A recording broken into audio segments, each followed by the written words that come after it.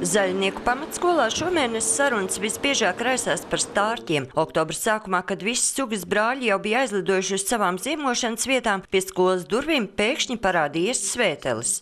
Maitrības skolotāja gatavoja ēdienu gatavošanas virtuvē savā kabinetā ar meitenēm. Stārķītis uz pusdienām nāk klapē pie lodziņa knābīti. Meitenes lodziņu vaļā, protams, pa lodziņu jau pasniedz kaut ko, pēc tam nes arī ārā stārķīti no tā paša, ko bija pagatavojuši. Gluži kā mājas sargs, baltais putns no rītiem visus sagaidījis un vakarpusē pavadījis. Tomēr visi sapratuši, ka stārķim jāsameklē mājas. Un to, ko viņš ēd un cik daudz viņam vajag un kā viņš labāk justos, mēs bijām uzzinājuši, pazvanot uz zoodārziem. Zoodārs gan atteicies jaunuli pieņemt, bet kāda daudzbērnu ģimene piekritusi savās lauku mājās kopā ar vistām un citiem dzīvniekiem izmitināt arī stārķēnu. Un ko tad stārķis darīja, ka viņu tikko aizveda mājās? Viņš bija uztraucies, bet pēc tam jau uzreiz pierada, ātri pierada. Un viņš tagad draudzējās ar jums arī, ja jūs vairs nepazīstat? Pazīst.